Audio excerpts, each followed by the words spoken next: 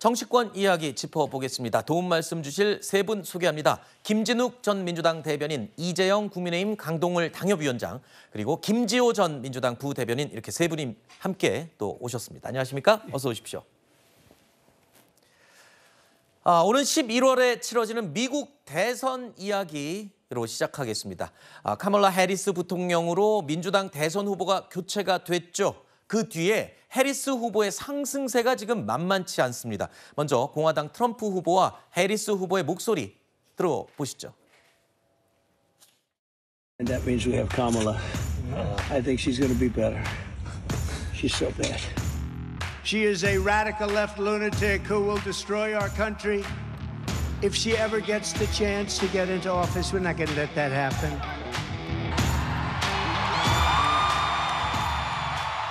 So Pennsylvania, I'm here today because I found such a leader.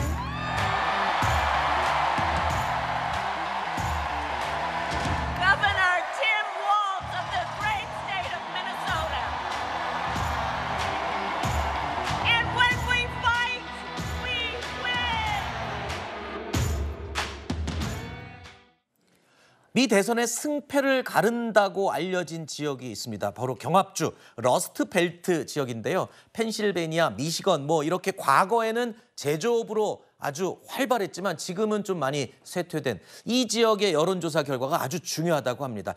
여기서 해리스 후보가 트럼프 후보에게 앞섰다, 역전했다, 이런 소식이 나오고 있네요. 일단은 지금 해리스 부통령이 약간의 컨벤션 효과를 누리고 있는 걸로 보입니다. 네. 조금 설명을 보태면은 지금 일단 미국 대선의 상황은 이른바 7개 경합주가 있다고는 합니다만은 해리스 부통령으로서는 그 7개 경합주 중에 적어도 6곳 이상을 이겨야 되고, 특히나 러스트벨트라고 불리는 미시간, 펜실베니아, 위스콘신은 모두 이겨야 됩니다. 그 중에서도 펜실베니아가 선거인단이 가장 많기 때문에 사실 미국 정가에서도 그 조시 샤필로 펜실베니아 주지사를 런닝메이트로 하지 않겠나, 그런 예측이 사실 유력했었죠. 네. 그런데 지금 미네소타 주지사 팀 월즈를 부통령 후보로 지명을 한 상태입니다. 그럼에도 불구하고 저 3개 주에서 근소하게나마 오차범위 내에서 앞서가고 있는 것으로 나오는 것은 일단 후보 교체에 따른 컨벤션 효과를 누리고 있다. 네. 이렇게 평가할 수 있을 것 같습니다. 그런데 해리스 부통령이 등판한 지는 아직 한 달이 채 안 되지 않았습니까? 3주 정도 됐죠. 그렇습니다. 네. 그러니까 저런 흐름이 과연 이번 대선 끝까지 갈 수 있을지는 좀 두고 봐야 되고, 네. 특히나 이제 곧 있으면 다음 달에 TV 토론이 열려요. 네. 거기서 또 어떤 변동이 있을지도 주목할 부분이겠습니다. 알겠습니다.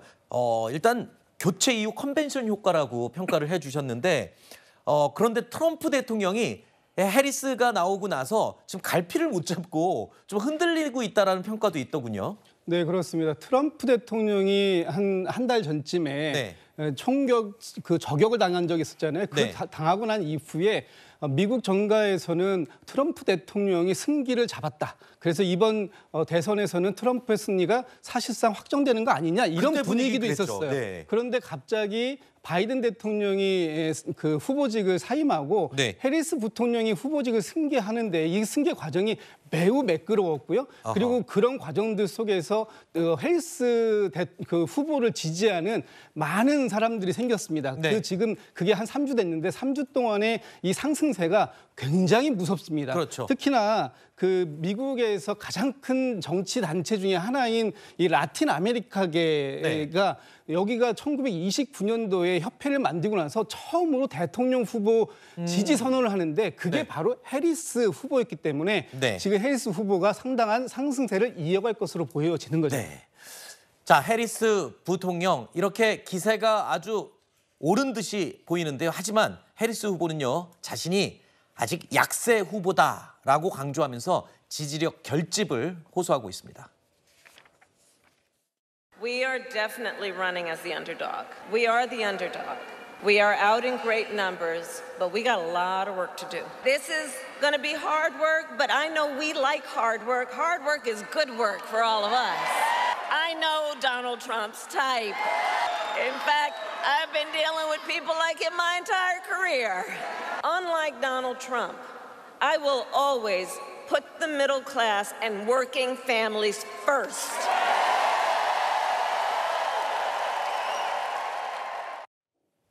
해리스 후보가 경합주 가운데 한 곳인 네바다 유권자들의 이 마음을 사기 위해서 공약을 하나 냈습니다. 이게 뭐냐면요.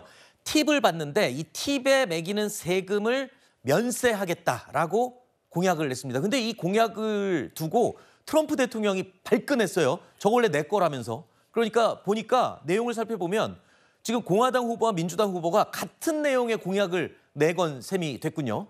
네, 우리나라에서도 대통령 선거가 있으면은 네. 각 당마다 그리고 후보마다 내는 공약이 이렇게 겹치는 부분이 많잖아요. 그렇죠. 근데 이 부분은 좀 의미가 있는 게 네바다주가 아시는 분은 아시겠지만 서비스 업종에 종사하시는 분들이 굉장히 많아요. 네. 그리고 미국에서도 팁으로 사시는 분들이 굉장히 많잖아요. 그렇죠. 우리 여행자들 보면은 여행 가실 때 굳이 미국 가서는 팁을 20%, 25%나 낸다고 해서 이렇게 블로그들 보면은 왜 이렇게 팁을 많이 내 이렇게 하지만 사실 미국에서는 팁으로 이렇게 먹고 사시는 분들이 많은데 그분들이 특히 네. 네바다주에 많습니다. 아하. 한 1,000명 중에 26명 정도라고 하는데 그러면 굉장히 많은 숫자거든요. 그렇군요. 그렇기 때문에 거기 있는 유권자들을 공략하기 위한 정책으로서는 굉장히 솔깃한 거죠. 그래서 네. 해리스 부통령도 아마 이번에 그거를 가지고 온 것 같아요. 그래서 트럼프는 내가 먼저 냈는데 네. 왜 내 걸 쫓아하냐 이렇게 해서 발끈한 것 같은데 일단 이기고 봐야 되기 때문에 저기에선 굉장히 중요한 어찌 보면 좀 스마트한 그런 공약을 낸 거라고 볼 수 있겠죠. 후보들끼리 이 유권자들의 마음을 사기 위해서 내는 공약은 겹치는 것도 우리나라도 많이 봤으니까요. 그런 셈인 것 같습니다. 하지만 트럼프 입장에서는 굉장히 기분이 언짢았나 봅니다. 자, 지금까지 링 밖에서 서로를 공격해왔던 해리스와 트럼프 이 두 후보 다음 달에 이제 진검승부가 있습니다. 드디어 두 사람이 첫 번째 TV 토론이 펼쳐질 예정입니다. I just look forward to these debates. I think it's very important that we have them. I hope she agrees to them September 4th, September 10th, September 25th. She's not doing any news conference. You know why she's not doing it? Because she can't do a news conference. She doesn't know how to do a news conference. She's not smart enough to do a news conference, who, by the way, is worse than Biden. And she's actually not as smart. Okay? She's actually not as smart. That's hard to believe, isn't it? 이 TV 토론이 굉장히 중요하게 떠올랐죠. 왜냐하면 지난 6월에 있었던 바이든과 트럼프 후보 간의 토론회. 이 토론회 이후에 바이든이 후보 사퇴를 하는 계기가 되기도 했기 때문이죠. I just won 2 club championships, not even senior, 2 regular club championships. To do that, you have to be quite smart and you have to be able to hit the ball a long way. And I do it. He doesn't do it. He can't hit a ball 50 yards. He challenged me to a golf match. He can't hit a ball 50 yards. Look, I'd be happy to have a driving contest with him. I got my handicap, which when I was vice president, down to a 6. And by the way, I told you before, I'm happy to play golf if you carry your own bag. Think you can do it? Let's not act like children. You're a child. 바이든 대통령이 바로 보신 저 TV 토론 이후에 많은 리스크에 노출이 됐습니다. 일단 첫 번째 고령 리스크였고요. 그리고 여러 가지 말빨에서도 졌습니다. 트럼프한테. 그러면서 저 토론회 이후에 급격히 이 지지율도 좀 떨어지는 경향을 보이기도 했었는데 근데 지금은 상황이 달라졌습니다. 젊은 후보로 교체됐고 9월 10일 날 열리는 이 첫 번째 TV 토론 많이들 지금 기대를 하고 있다고요?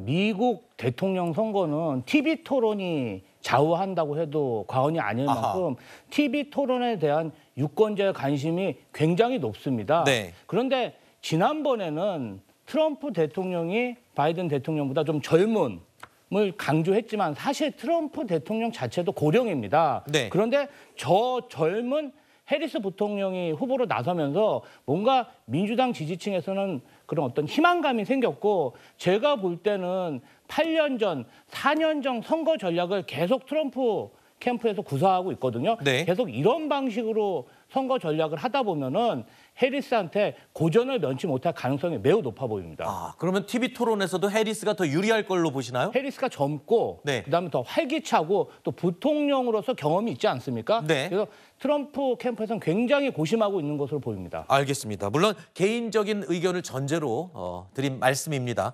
미국 대선도 선거기 때문에 뚜껑을 열어봐야 알겠죠.